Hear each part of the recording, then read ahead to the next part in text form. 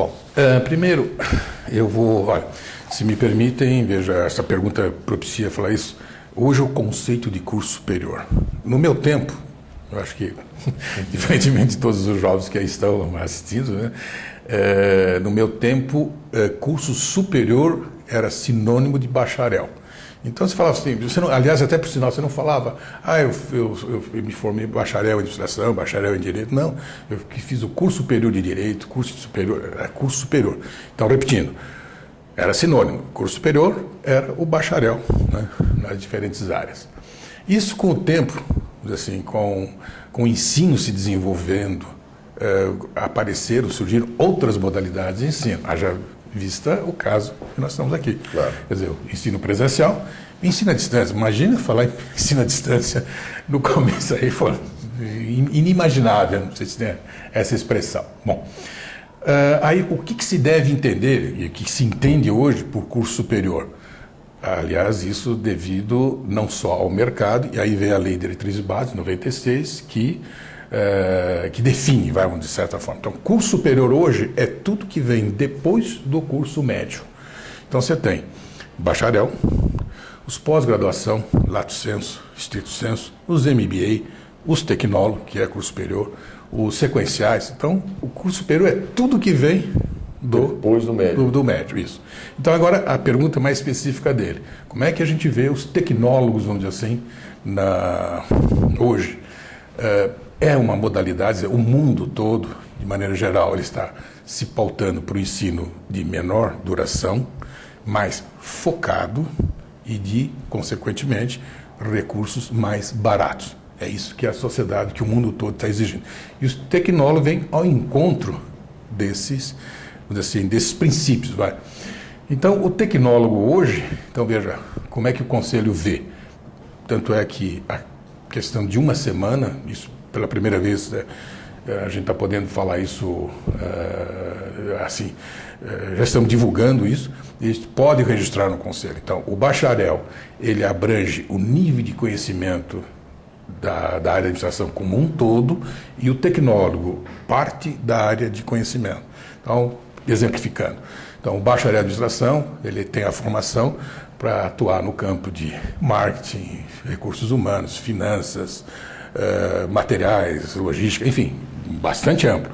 Agora, o tecnólogo ele vai ou na área de logística ou na área de finanças, então ele pega uma parte do conhecimento. Então, isso é uma complementação, vamos dizer assim. Então, hoje, está se vendo muito bem e está sendo permitido que os tecnólogos se registrem no Conselho. Até porque, quer dizer, o ensino técnico, tecnólogo, né, e a gente tem visto a transformação das antigas escolas técnicas federais, por exemplo, em institutos federais de tecnologia, elas procuram estabelecer até uma relação de empregabilidade um pouco mais efetiva. É verdade. Que você sai formado técnico e não precisa deixar de fazer o curso superior, basta dar continuidade ao princípio da educação continuada, é um pouco isso. Se me permite até fazer uma analogia de uma pergunta que foi feita, aquilo que se antes se tinha mais uma cultura de verniz, que o Brasil passou por isso, quer dizer, que por ter o diploma, só um pedaço de papel, hoje tem que ir atrás do conhecimento. E o curso técnico, ele vem ao encontro disso. Porque às vezes é preferível ter feito um curso técnico que lhe dê uma formação, que vai lhe dar, vamos dizer assim, condições de boa empregabilidade, do que ter um diploma apenas, vamos dizer assim, geral e que você realmente não teve uma boa formação. Ok, vamos a mais algumas perguntas. Essas do Eduardo Torres Martins. Qual é o conceito geral dos cursos de administração em diferentes instituições, de diferentes esferas, públicas, privadas, confessionais, enfim, na visão do Conselho? O Conselho tem uma avaliação positiva da formação oferecida hoje pelas instituições? Tem. Veja, a gente... É bom isso e é natural. A gente sempre tem uma colocação, de certa forma, crítica, vamos dizer assim, às más escolas que tem. Mas isso é uma característica, veja, eu vou dizer isso, não é para a gente se confortar, se conformar. Mas o problema de boas e más escolas tem no mundo inteiro. Nós estamos aí o caso dos Estados Unidos, você também não tem as escolas de primeira linha, como você tem, tá certo, de todos os níveis. Agora, no contexto geral, sem dúvida nenhuma, na média, pegando, estão cumprindo seu papel. E um ponto importantíssimo, veja, eu citei, no passado nós tínhamos aí algumas, você contava nos dedos de uma mão as boas escolas. Hoje não, hoje é muito mais amplo. E o que é mais importante ainda é de que essas escolas, isso que é assim, vamos chamar o crescimento relativo, é que aquelas assim, que têm condições de crescer, elas estão se valendo da experiência dessas boas escolas. Então, isso está disseminando pela prática dela. Então, na média geral, estão cumprindo seu papel. Uma segunda pergunta também do Eduardo Torres Martins. Existe, da parte do Conselho Federal, algum movimento, alguma ação para também fazer provas para a concessão da carteira funcional ao administrador nos moldes do que a OAB faz hoje no Conselho da Ordem? Não. Isso é muito discutido, mas o posicionamento do Conselho, vou dizer isso logicamente, não formalmente, não tem se posicionado, mas de maneira geral ele é contra. Porque é o seguinte, veja, MEC, Ministério da Educação, de certa forma, sobre a égide, e o Conselhos Profissionais sobre a égide do Ministério do Trabalho. Então, é educação e trabalho. Então, na verdade, o que está acontecendo é o seguinte: se você vai fazer um exame de suficiência, é como se você estivesse checando, covalidando a educação, o papel do outro. Não tem sentido, gente. Aí vem o mal também nosso, do brasileiro. Quando a gente quer melhorar, quer acertar alguma coisa, na verdade, a gente cria dificuldades. Então você cria mais exames. Então, agora vai ter vestibular, quer dizer, tem vestibular para entrar, agora vai ter vestibular, vai ter cursinho para ele fazer provas. Não tem sentido isso. Por quê? O ruim é, vamos combater na raiz, na origem. Essa é a sabedoria. Tanto que nós estamos tendo agora aí os exames do ENAD. Quem sabe, eu espero assim, que o ENAD seja praticamente uma verificação da sua formação. Por enquanto não é esse o objetivo, é para conhecer a instituição. Mas quem sabe isso não venha, vamos dizer assim, ao encontro dessa necessidade, mas não os conselhos. Aliás, eu tenho até eu diria assim, uma vez eu já ouvi dizer uma expressão, isso parece a teoria do tapetinho. É o seguinte, não é tapete de puxar o tapete dos outros, não nesse sentido. Do tapete é o seguinte: você compra um carro novo. Aliás, eu estou vivendo esse problema agora. Você compra um carro novo, então o carro é todo bonito, só classe, aquele tapete lindo. Aí você fica assim, bom, eu vou comprar um tapete para ele. Aliás, aconteceu comigo isso agora. Aí eles vêm e me puseram um tapete branco, claro, entendeu? E com o sapato preto, ele está sujando. Aí o que você faz? Aí você compra um outro tapete para não sujar aquele tapete, entendeu? Mas aquele tapete também é muito bonito, você vai acabar pondo um jornal em cima. Então vamos na origem uma vez resolver isso daí. Mas eu acho que é enfrentar o problema de frente. Uma outra questão levantada também com relação ao papel que o Conselho pode ter, do Eduardo: como é que está o processo de fiscalização dos órgãos públicos quanto à abertura de vagas a não administradores em cargos públicos exclusivos a administradores, por meio de um projeto que ele chama, né, CFA, de olho nos concursos? Existe essa ação? Existe. A gente tem constantemente, assim, nós temos a relação de todos os concursos, e quando a gente verifica, assim, a inexistência de cargos, de funções que são do administrador, a gente, logicamente, procura, assim, intervir, alerta e lá, olha, isso aqui é do administrador. Agora, confesso, a gente não tem tido muito bom resultado, porque a gente tem tido, inclusive, sendo sincero, a justiça ela tem dado... Veja, você tem uma lei que diz que essa função é do administrador.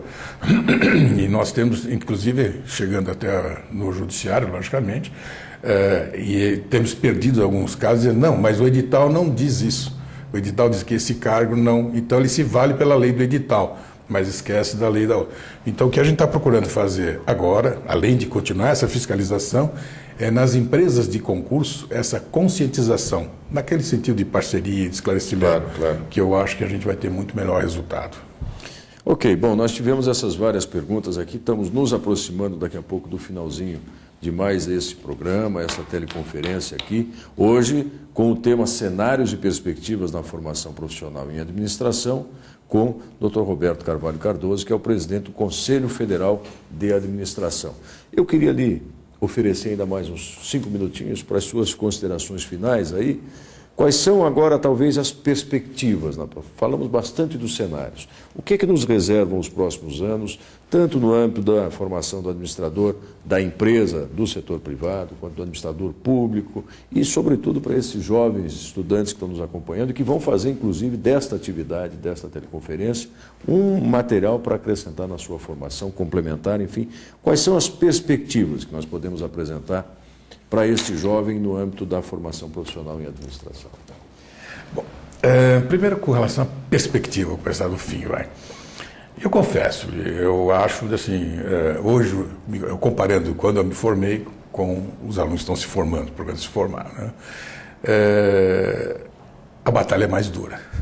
Porque no passado, você fazia o curso de bacharel, graduação, e não tinha, você nem ouvia falar em pós-graduação, mestrado, isso não existia. Raríssimamente, alguns no exterior. Então você diria assim, olha, ele fez, praticamente é um produto acabado. Você tem um diploma, produto acabado, um administrador formado. Hoje, não. Ele termina a faculdade, seu curso de bacharelado, ele é um produto, vou chamar assim, comparando, em formação. Porque o conhecimento que ele adquiriu, ali já mudou, o conhecimento é tão veloz, é tão grande, que ele vai ter que estar sempre se atualizando. Então, veja, eu diria que o papel hoje de todos os jovens é de que ele vai ser um eterno estudante. Porque não dá para ele terminar a graduação e parar. Aí ele vem depois curso pós-graduação, ele vai ter que ser... eu diria até que isso não é suficiente. Dependendo do que ele for fazer ainda, ele vai ter que estar fazendo cursos aí de atualização. Às vezes muitas empresas, muitos órgãos, instituições oferecem isso. Então eu diria que hoje, dado as características, ele vai ter que ser um eterno estudante. Uma outra recomendação, me permite que eu gostaria de dar aos jovens, é o seguinte, muitas vezes hoje se diz assim, o que eu vou ser? Um especialista ou um generalista, né? Porque a tendência, assim, com o crescimento é de que você tende, vamos dizer assim, para ser o especialista. É que na formação e no mundo de hoje há uma carência muito grande de generalista. E esse generalismo, porque muitas vezes assim, bom, meu negócio eu não gosto de número, não gosto, então eu vou me concentrar, quer dizer, se é na área de recursos humanos, então eu vou só ficar na parte comportamental e tal, não quero saber de número, vai. Não, é um erro isso, muito grande. Então ele tem que ver todas as matérias para ele dar uma formação eclética, quer dizer, uma formação de conjunto. Porque o que está acontecendo hoje é que os profissionais, assim, não dá mais para você só se especializar numa determinada. Você tem que ter conhecimentos assim colaterais da área como um todo. E um aspecto importante de mercado de trabalho. A gente fala, bom, qual é o grande mercado de trabalho do administrador? Como tendências de futuro. É de que ainda eu diria que nós não atingimos. Porque nós ainda, as faculdades, aí uma certa crítica no bom sentido, claro que isso demanda um redirecionamento, elas formam para as grandes organizações, para as multinacionais. E, na verdade, o grande mercado é a pequena e média empresa. 97,5% das empresas, isso não é uma característica de Brasil, é do mundo inteiro, no Brasil é por volta de 97,5%, são de micros e pequenas e médias empresas. Então, esse é o grande mercado. E é esse que está despontando. Então, a abertura, a quantidade, a necessidade de profissionais e essa conscientização de que uma organização ela tem que ser profissional, quer dizer, não dá mais para ser só o dono do capital, de ser o gestor, não quer dizer que ele não possa ser, mas essa conscientização do profissionalismo das organizações, mesmo em empresas familiares, isso está acontecendo celeremente. Então, eu diria que é uma profissão ainda de grande futuro. Eu investiria nela, mas se eu tivesse que escolher hoje novamente, faria de novo. Administração. Muito bem, nós estamos terminando aqui essa teleconferência do programa Oficinas de Gestão, Oportunidades de Desenvolvimento, que hoje conversou com o Dr. Roberto Carvalho Cardoso, presidente do Conselho Federal de Administração. Uma conversa, aliás, muito agradável. Muito obrigado pela sua capacidade de estruturar as suas ideias, articular isso aí. O tema, cenários e perspectivas na formação profissional em administração. Muito obrigado mais uma vez, foi uma satisfação. E eu que agradeço, também muito grande na satisfação. Em nome do Conselho Federal de Administração, o nosso agradecimento também. Muito obrigado. E você que nos acompanha, fique aguardando a próxima oportunidade. Nós continuaremos acompanhando a sua formação e oferecendo essas condições de mesclar teoria e prática, a vivência e a reflexão sobre a sua formação profissional. E o endereço que você encontra todos esses programas, todas as teleconferências, oficinascad.ufsc.br. Até a próxima.